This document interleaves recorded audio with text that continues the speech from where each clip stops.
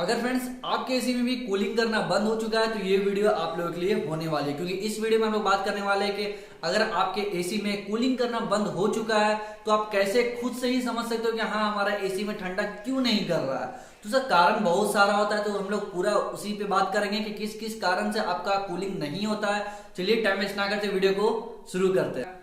तो सबसे पहले फ्रेंड्स मैं ये बताना चाहूंगा आप लोगों को, अगर आपके एसी में कूलिंग करना पूरी तरीके से बंद हो चुका है तो उसका कारण बहुत सारा होता है। ठीक है, कुछ कुछ कारण ऐसे भी जो कि आप देख करके ही समझ सकते हो कि हाँ हमारा कूलिंग किस रीजन से नहीं हुआ है, और कुछ कुछ कारण ऐसा भी होता है जो आप नहीं समझ सकते हो, वो आपका टेक्नीशियन ही बेहतर तरीके से समझ सकता है। ठीक है, लेकिन हम लोग उस कारण के बारे में बात करेंगे, उस प्रॉब्लम के बारे में बात करेंगे जो कि आप खुद से ही समझ पाओगे कि हाँ हमारा कूलिंग क्यों नहीं हो पा रहा है। ठीक है, तो उसी वीडियो पर हम बात करने वाले हैं। तो सबसे पहले आप लोग क्या करना है, अगर आपका एसी ठंडा नहीं कर रहा है तो आपको सबसे पहले रिमोट को चेक करना है। ठीक है, क्योंकि इंपॉर्टेंट आपका रिमोट ही होता है, उसमें आपको बस टेम्परेचर देख लेना है कि कभी कभी ऐसा होता है कि आप मान के चलते कि आपका जैसे कि रूम का टेम्परेचर है 27 डिग्री और आप उसमें 25 डिग्री पे सेटअप कर चुके हैं। ठीक है, तो उसमें क्या होगा कि आपका थोड़ा सा ठंडा स्टार्ट होगा एसी का, मतलब कि जैसे कि आप 3 मिनट के बाद आपका कंप्रेसर स्टार्ट लेगा, उसके बाद कूलिंग आएगा और तुरंत ट्रिप कर जाएगा। ठीक है, क्योंकि आपका टेम्परेचर जो है वो सही से सेटअप नहीं किया हुआ, इसी कारण से आपका प्रॉब्लम होता है कूलिंग में। तो ये तो पहला रीजन हो गया।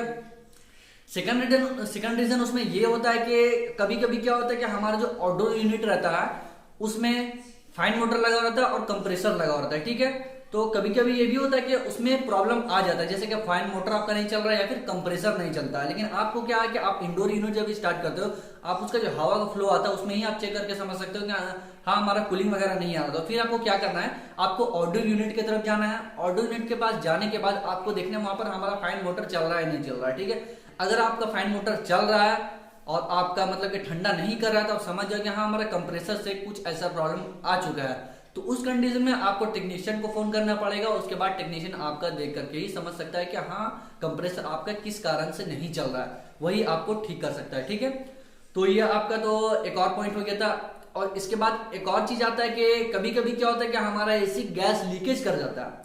तो गैस लीकेज जब आपका एसी कर जाता है तो उसमें आप समझ ही नहीं पाओगे कि हाँ हमारा गैस लीकेज कर चुका है। ठीक है, लेकिन कुछ पॉइंट ऐसा है कि जो कि आप देख करके ही समझ सकते हो।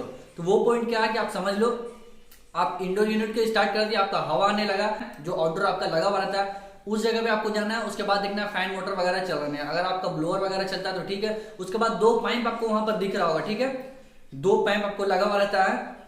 आउटडोर के पास एक पतला पाइप आपको दिखता होगा और एक थोड़ा मोटा पाइप दिखता होगा। जो पतला पाइप वो डिस्चार्ज पाइप होता है और जो हमारा मोटा पाइप रहता है वो आपका सक्शन पाइप होता है। ठीक है, उसको आपको ध्यान से देखना है कि हाँ हमारा उस जगह पे ऑयल वगैरह है या नहीं है। अगर ऑयल वगैरह वहां पर दिखता है तो आप समझ जाओ कि हाँ हमारा उसमें गैस लीकेज हो चुका है। ठीक है, ये तो पहला कंडीशन हुआ। दूसरा कंडीशन वहां पर ये होता है कि अगर आपका पतला जो पाइप रहता है उसमें आइस वगैरह जम रहा है, आपका आप देख रहे हो कि हाँ उसमें आइस वगैरह बहुत ज्यादा जम रहा है, तो उसमें भी आप समझ जाओ कि हाँ हमारा गैस लीकेज का प्रॉब्लम आ चुका है। ठीक है, उस सिचुएशन में आपको क्या करना है, बस टेक्नीशियन को फोन करना है। टेक्नीशियन को फोन करने के बाद टेक्नीशियन आएगा और आपका गैस चार्ज करेगा, उसके बाद ही आपका ये प्रॉब्लम सॉल्व हो सकता है। ठीक है, और एक और कंडीशन है, ये बहुत मतलब कि मेन कंडीशन है जो कि आपको ध्यान में देना चाहिए। जब आपका आउटडोर इंडोर यूनिट जहां पर लगा रहता है उसके सामने से ही आपका जो पाइप रहता है वो निकला हुआ रहता है। ठीक है, हॉल टू हॉल करके, या फिर ऐसा भी कंडीशन होता है जो आपका पाइप जो जॉइंट रहता है वो इंडोर यूनिट के अंदर टाइट रहता है। तो इंडोर यूनिट के अंदर जब पाइप टाइट होता है तो वहां पर आप तो समझ ही नहीं पाओगे किस तरह से वहां पर अगर लीकेज वगैरह हो गया तो किस तरह से उसको चेक करना है। ठीक है, वो आपका टेक्नीशियन ही समझ सकता है। लेकिन बहुत जगह ऐसा होता है जिस जगह पे इंडोर लगा होता है उसके पीछे ही जैसे हॉल होकर के दीवार में पीछे तरफ आपका नट लगा हुआ रहता है और वहां पर कनेक्ट रहता है। इंडोर आउटडोर यूनिट का पाइप जो आता है वो कनेक्शन रहता है। ठीक है, अगर आपको दिख रहा है वो पाइप नट वगैरह तो वहां पर आप जाकर चेक करो कि हाँ उस जगह पे हमारा ऑयल वगैरह आया है या नहीं आया। अगर वहां पर आपको ऑयल वगैरह दिख जाए तो आप समझ जाओ कि हाँ हमारा गैस लीकेज का प्रॉब्लम आ चुका है। या फिर आउटडोर यूनिट में मैंने जो बताया आउटडोर यूनिट पे आप जाकर चेक करो क्या उसमें ऑयल वगैरह आया हुआ है या नहीं है। अगर उसमें ऑयल वगैरह आया हुआ है तो आप समझ जाओ कि हमारा गैस लीकेज हो गया। अगर नहीं आया हुआ है तो उसमें कुछ और रीजन आपका हो सकता है। ठीक है, या फिर इंटरनल ही आपका लीकेज हो सकता है, या फिर इंडोर यूनिट के अंदर से लीकेज हो सकता है जो आपका कूलिंग कॉइल लगा हुआ रहता है, या फिर आउटडोर यूनिट में जो आपका कंडेंसर लगा हुआ रहता है उसमें भी आपका लीकेज का प्रॉब्लम आ सकता है। ठीक है, क्योंकि आउटडोर यूनिट में आपका कभी कभी क्या होता है एल्युमिनियम कंडेंसर आपको मिल जाता है एसी में, जो कि एल्युमिनियम कंडेंसर ऐसा होता है कि आपका 1.5 साल 2 साल में आपका लीकेज का प्रॉब्लम आ ही जाता है उसमें। ठीक है, तो वो इंटरनल रहता है जो कि आप समझ नहीं सकते, वो आपका टेक्नीशियन ही समझ सकता है। तो आपको क्या करना है, टेक्नीशियन को फोन करना है। अगर आपको पास मतलब कि नट वगैरह में आपको नहीं देखे तो समझ जाओ कि हमारा कंडेंसर वगैरह से ही लीकेज का प्रॉब्लम आ चुका है, ठीक है। वो आपका टेक्नीशियन ही बेहतर तरीके से समझ सकता है। उसके बाद आपको क्या करना होगा, बस कंडेंसर को चेंज करवाना होगा, कॉपर कंडेंसर आपको लगवाना होगा। कॉपर कंडेंसर लगवाने के बाद आपका ये प्रॉब्लम सॉल्व हो जाएगा, ठीक है। तो कुछ यही रीजन थे आपका गैस लीकेज के प्रॉब्लम से और आपका कूलिंग नहीं करने का।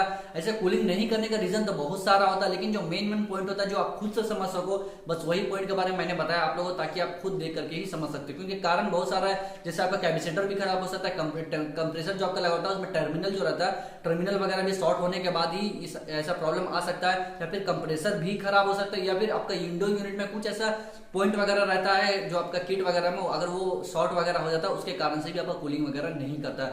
तो ये बहुत सा कारण है, लेकिन जो मेन पॉइंट आप लोग बताया जो आप खुद से समझ सकते हो, बस उसी तरह से आप देख करके इजिली तरह से आप खुद समझ सकते हो, ठीक है। तो यही रीजन के बारे में मुझे बताना था फ्रेंड। अगर वीडियो पसंद आता तो प्लीज चैनल को सब्सक्राइब कर दीजिएगा। आज के लिए इतना ही, मिलते हैं अगले वीडियो में, तब तक के लिए बाय फ्रेंड्स।